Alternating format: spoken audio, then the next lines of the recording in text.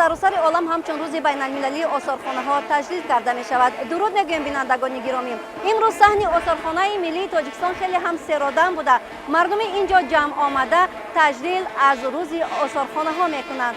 дастандакорони осорхонаи миллӣ кӯшиш намуданд чорабинии махсусеро зери унвони шабе дар осорхона таҳия намоянд, ки дар он номгӯи чандин барномаҳо ворид карда шудааст. боварӣ дорем, ки дидан намудан ва сайре намудан ин шом дар ин осорхона барои ҳар тамошобини хурду бузург хеле ҳам хубу хотирмон хоҳад буд.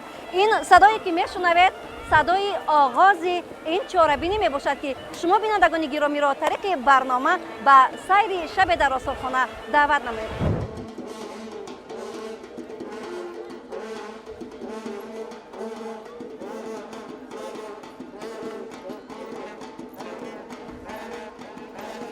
шабе дар осорхона чорабиниест, ки хурду бузург, шаҳрвандони касбу кори гуногун ва меҳмононро бо ҳам дар осорхона ҷамъ меоварад. ин чорабинӣ иштирокчиёнро дар баробари шинос намудан бо таъриху тамаддуни хеш, инчунин тавассути шоу барномаҳо ва дигар намоишҳои дилпазир ба дили ҳар яки онҳо шодиву фараҳ ва хотираҳои ҷолиб низ бахшид. чорабинии мазкурро директори муассисаи давлатии осорхона Зафаршоҳ Иброҳимзода ҳусни ифтитоҳ бахшида қайд намуданд, ки дар ин макони таъриху тамаддун ҳар нафар метавонад ҳаёту фаъолият, тарзи зиндагӣ, рӯзгордорӣ, ҳунармандиву зебоипарастӣ ва қаҳрамониҳои миллати хешро омӯзаду аз наздик ошно бигардад. ҳамчунин дар чорабинии муовини раиси шаҳри Душанбе Дилбар Одилзода ва як қатор меҳмонон дар мавриди нақш ва аҳамияти осорхона суханронӣ намуда ҳозиринро ба рӯзи байналмилалии осорхонаҳо табрик гуфтанд. истифодаи объектҳои мероси таърихӣ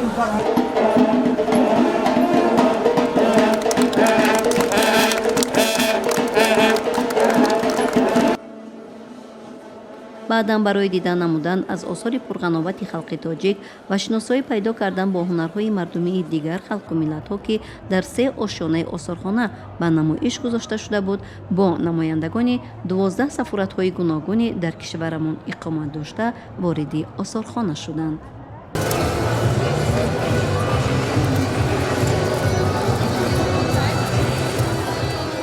шукронаи истиқлолияти давлатӣ ва ғамхории ҳукумати ҷумҳурии Тоҷикистон, ки осорхонаи наву замонавии осорхонаи миллии Тоҷикистон ифтитоҳ ёфт ва шароит имконият фароҳам овард, ки чунин иқдомотҳои байналмилалӣ дар осорхонаҳо ташкил ва баргузор карда шаванд.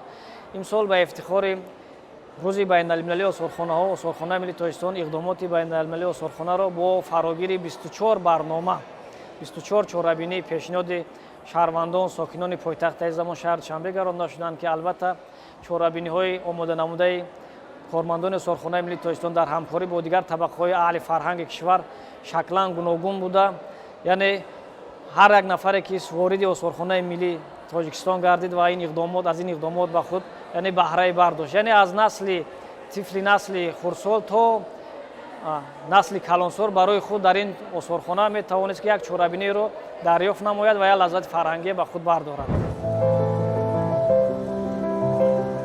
аз дидани шодиву нишод дар чеҳраҳои ҳар як тамошобин, ба хусус меҳмонон аз хориҷи кишвар, харидорӣ кардани онҳо аз молу маҳсулоти ватанӣ ва ҳунарҳои дастии ҳунармандони тоҷик, акси хотиравӣ гирифтан ва ё наворбардорӣ кардан назди ашё ва ё гӯшаҳои дилхоҳашон аз он шаҳодат медод, ки чорабинии фарҳангиву фароғатии шабе дар осорхона барои ҳар яки онҳо хеле ҳам писанд ва мавриди диққат гардида буд. чорабинии мазкур дар муассисаи давлатии осорхонаи миллии Тоҷикистон шурӯъ аз соли 2013 бо иқдомоти соҳаи осорхонавӣ дар сатҳи байналмилалӣ ва бо шукӯҳу шаҳомати хос таҷлил карда мешавад, ки ба ин васила шумораи тамошобинон ба ин хазинаи илм ва таърих ба маротиб меафзояд. ҳадаф аз баргузории чорабинӣ низ воқиф будан ва ҷалби наврасону ҷавонон ба осори пурғановати миллати хеш мебошад. имрӯз бубинед тамоми унсурҳои фарҳангии миллии мо, тамоми нигораҳои таърихи фарҳангӣ, тамоми он бозёфтое ки гувоҳӣ аз таърих, тамаддун, гувоҳӣ аз маданияти баланди шаҳрсозию шаҳрдорӣ, тамаддунофарии миллати тоҷик мебошанд, яъне ба тамоми иштирокчиён, ба тамоми ташрифоварандагон муаррифӣ шуда истодааст. яъне ин пеш аз ҳама муаррифии шоиста мебошад. ва наздики шояд зиёда аз 10,000 иштирокчӣ танҳо дар ҳамин як рӯз ба ҳудуди осорхонаи миллӣ ташриф оварданд. он чорабиниҳое ки дар саҳни осорхонаи миллӣ баргузор гардид ва чорабиниҳое ки дар қанотӣ ва дар гӯшаҳои гуногуни осорхонаи миллӣ дар тамоми ошиёнаҳои осорхонаи миллӣ баргузор гардид, ҳамагон аз он баҳраи маънавӣ ва баҳраи хуб гирифтанд. тавре пешвои миллат пайваста таъкид менамоянд, мо таърихи беш аз 6000 сола дорем ва албатта ин таърихи беш аз 6000 солаи мо дар ёдгориҳои таърихи фарҳангӣ, дар нигораҳои таърихи фарҳангӣ таҷассум ёфтанд, ки мисоли зиндаи онро имрӯз дар осорхонаи миллии Тоҷикистон мушоҳида менамоем. маврид ба зикр аст ки ин иқдомот яъне таҷлили бошукӯҳ вобаста ба рӯзи осорхонаҳо соли 1997 аз шаҳри Берлин шурӯъ гардида, бо зиёд шудани теъдоди осорхонаҳои бузург дар дигар кишварҳо низ ҷашн гирифта мешавад, аз ҷумла дар кишвари мо низ. 24 барномаи ҷолибе ки аз ҷониби мутасаддиёни осорхона дар чорабинӣ имшаба пешниҳод гардидааст, фарогири паҳлӯҳои гуногуни ҳаёти мардум буда, ҳар тамошобин имкон дорад вобаста ба табу завқи хеш аз толорҳо ва барномаҳои интихоб кардааш дидан намояд.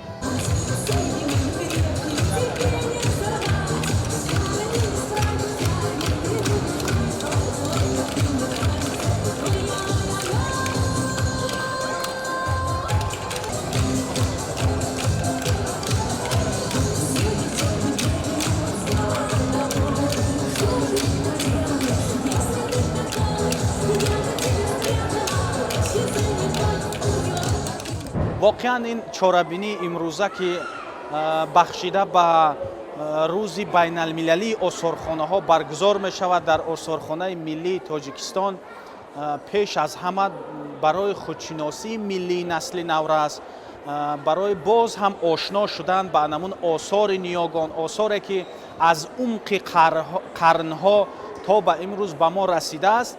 вақте ки наврасон, ҷавонон омада аз наздик мебинанд ва дар бораи онҳо маълумот мегиранд, воқеан як таҳаввулоти фикрие дар онҳо ба вуҷуд меояд. мо имрӯз дар осорхона меҳмонони хориҷиро мебинем ки аз кишварҳои мухталиф дар ин ҷо иштирок доранд, ҳамзамон дар ошиёнаи аввал ки анамун дастовардҳои худшона ба намоиш гузоштанд дар баробари дастовардҳои Тоҷикистон, онҳо низ вақте ки аз осорхонаи миллии Тоҷикистон шинос мешаванд, инқадар зебоӣ, инқадар шукӯҳу шаҳомат барои анамин рушди сайёҳӣ, барои муаррифии таърих, тамаддун, фарҳанги қадимаи тоҷикон, ин бисёр як такони ҷиддие мебахшад. Хочу поделиться своими впечатлениями этим мероприятием. Очень замечательно было все устроено, понравились различные выставки, очень красиво. Очень красивые национальные вышивки мне понравилось. Мероприятие устроено на высшем уровне. Желаю Таджикистану процветания, чтобы было побольше таких выставок. бинандагони гиромӣ, бештари нигораҳое ки зимни ковишҳои бостоншиносӣ пайдо мегарданд, пас аз ҳолати тармиму таҳким гузаштан баъдан дар толорҳои осорхона ба намоиш гузошта мешавад ва дар ана ин толор чӣ тавре ки мебинед намоиши тармим намудани экспонатҳои зимни ковишҳои бостоншиносӣ ёфтшуда ки тармимталабанд ба намоиш гузошта шудааст. биёед аз ин гӯша дидан менамоем.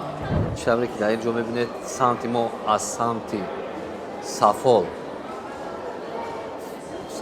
иборат аст. дар ин ҷо пораҳои сафоле ки мебинед аз ковишҳои бостоншиносӣ бозёфт шуда ба шӯъбаи мо супорида мешавад ва мо онро бо ширеши махсус барқарор карда ба марзи тамошо мегузорем. кори тармимгарӣ кори саҳл нест, кори бисёр душвор аст. инро мо дар муддати 1 моҳ, 2 моҳ, 2.5 моҳ, 3 моҳ барқарор карда ба марзи тамошо мегузорем. аввалан инро пок мекунем, тоза мекунем, баъдан бо ширеши махсуси сафол инро васл карда бо ҳам барқарор мекунем. вақте ки пурра набошанд, агар мо бо маҳсулоти махсуси бо ном фуген онро барқарор карда, ҷое ки нест барқарор мекунем. Хеле ки ҳамҷо мебинед ҳама ин хуми калон, ҳама ин боз тармим шуда, барқарор шуда ба маърази тамошо гузошта шудааст. ҳамаш ин пора ба мо супорида шуда. мо инро тармим карда ба инҷо ба тамошо гузоштем. чорабинии шаби дар осорхона беш аз 10 сол мешавад ки дар осорхонаи миллии тоҷикистон бо иштироки меҳмонон, намояндагони корпусҳои дипломатии муқими тоҷикистон ва сайёҳон дар сатҳи баланд доир мегардад. дар ин чорабинӣ намояндагони кишварҳои гуногуни хориҷ аз кишвар ва ҳунармандони тоҷикистон молу маҳсулоти хешро ба намоиш гузошта бо расму оин ва таъриху тамаддуни якдигар аз наздик ошно мегарданд. чӣ тавре ки дар ин ҷо худ мушоҳида мекунед? воқеан ҳам имрӯз осорхонаҳо дар самти муаррифии таъриху тамаддуни миллат бештар нақшгузор буда, дидан кардан аз ҳар як гӯшаи он тамошобинро ба андеша кардану бори дигар ба варақгардон намудани саҳифаҳои китоби таърих водор менамояд. барои аксари тамошобинон бошад бештар гӯшаи осор ва мероси хаттӣ ва хушнависӣ ҷолиби диққат гардид. ногуфта намонад ки дар ин гӯша қадимтарин осори кашф гардида ба асри 15 рост меояд ки то ҳол ранг ва сифати худро гум накардааст.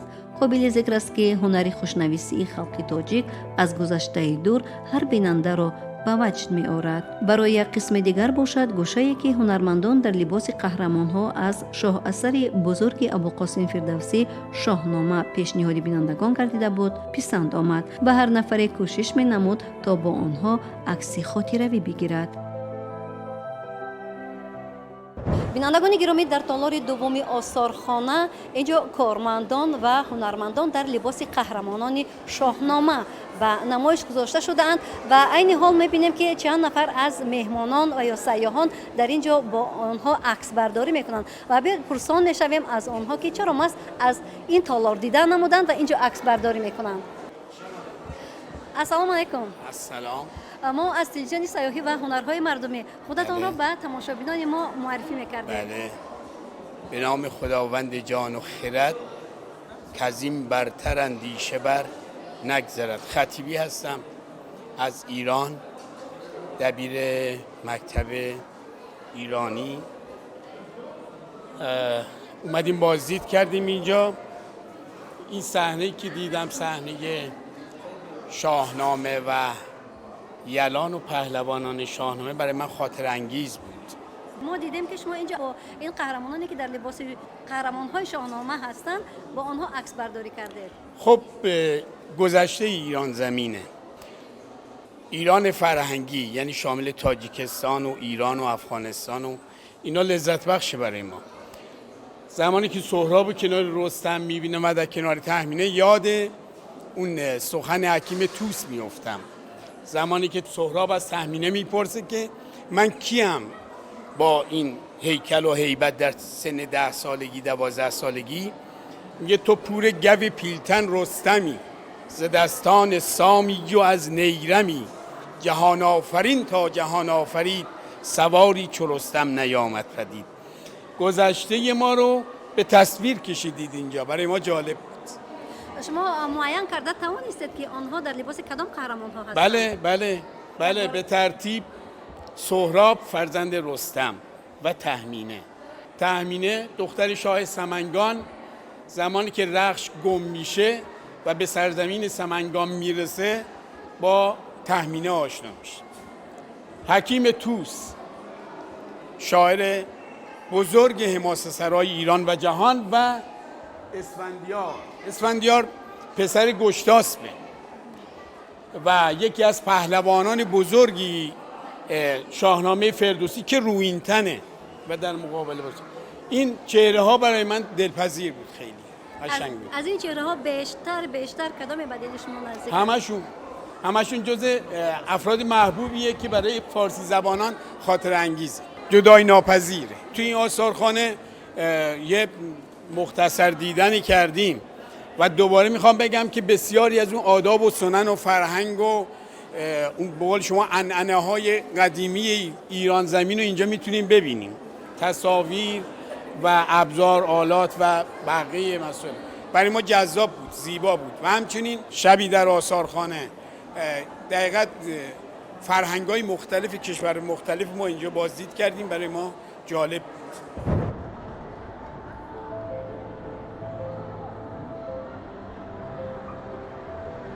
толорҳои бар ҳаво, гӯшаҳои бо ҳунарҳои мардумӣ ороста шуда, намоиши қаннодиву хӯрокҳои миллӣ ва барномаҳои диданиву рӯҳбаландкунанда на танҳо ба дили калонсолон, балки ба дили наврасон низ роҳ ёфтаву нишотангез буд, ки ин дар чеҳраҳои шод, нигоҳҳои пур аз сурур ва аз суханрониҳояшон низ ба мушоҳида мерасид.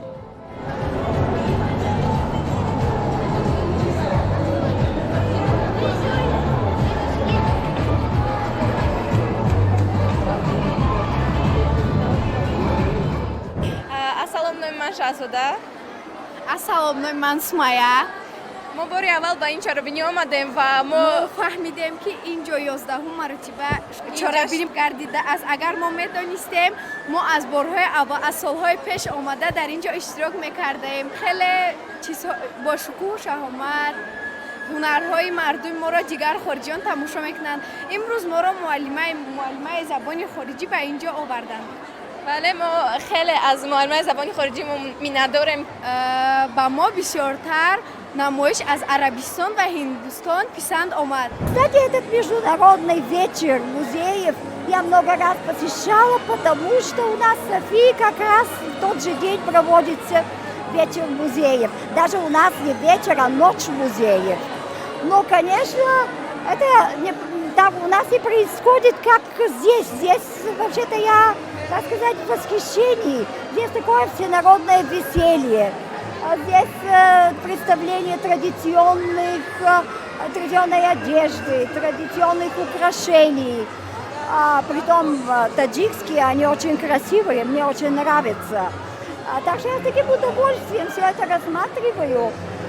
И люди очень любезные, вежливые, все объясняют, рассказывают. Так что я в восторге, мне все это очень нравится. И самое главное, это всеобщее веселье. Вот народ веселится, танцуют, поют. Так все очень пестро, хорошо одетые, нарядные, традиционные костюмы у всех. Так, вот это такое у меня прекрасное впечатление. Природа здесь замечательная. Я второй раз в Таджикистане. В прошлом году примерно в это время я здесь была.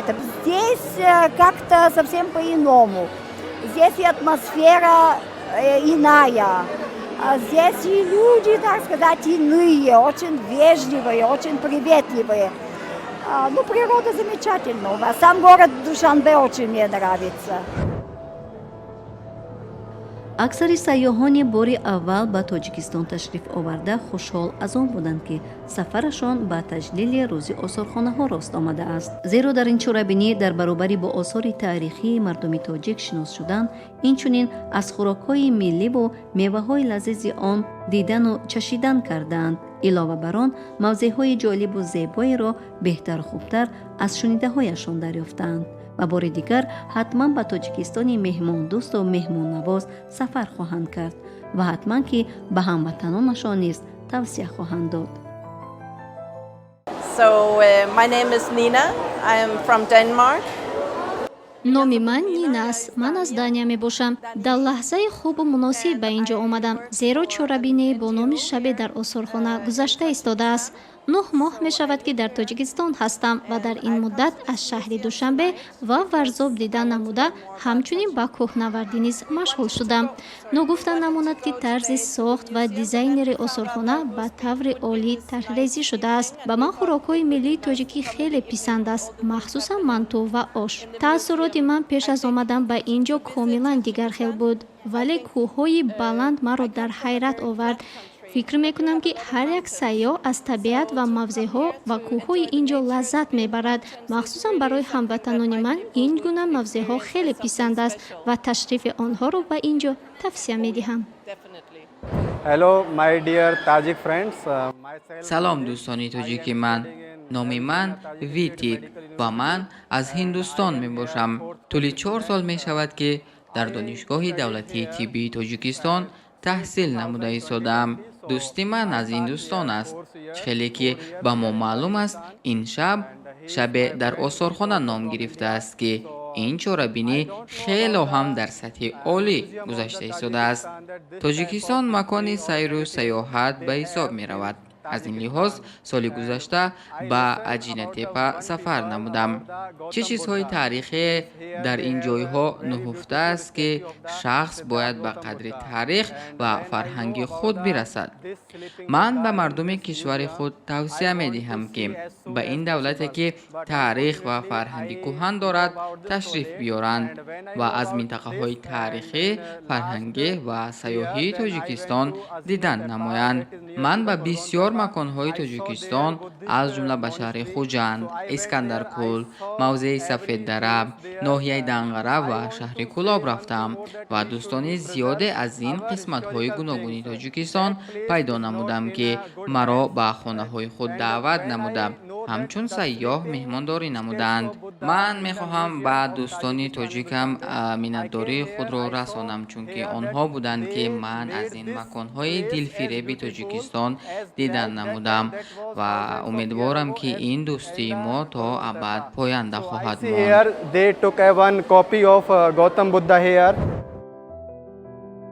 محصول دسترنج هنرمندان چیره‌دست و خوش‌ذوق و زحمت‌پسند و زیبای آفری تاجیک نیز چون همیشگی به تالار مخصوصی برای هنرمندان جدا گردیده زینت خاص بخشیده بود. واقعا هم با توجه و ذوق تام دیدن و با خوشحالی همچون ارمغان خریداری کردن محصولات هنرهای مردمی از جانب سیاحان و مهمانان خارج از کشور تشریف آورده باعث افتخار هر نفری خویشتن‌شناس و خودآگاه بوده می تواند، زیرا بدین وسیله فرهنگ بای و رنگین ملت تاجیک می تواند مرزها را عبور نموده و بیشتر معرفی گردد. زیرا هر یکی آنها به هنر دستی هنرمندان تاجیک احسن و آفرین ها خوانده برای خود خریداری می نمودند که این البته برای بیشتر معرفی نمودن هنرهای مردمی می تواند مساعدت نماید.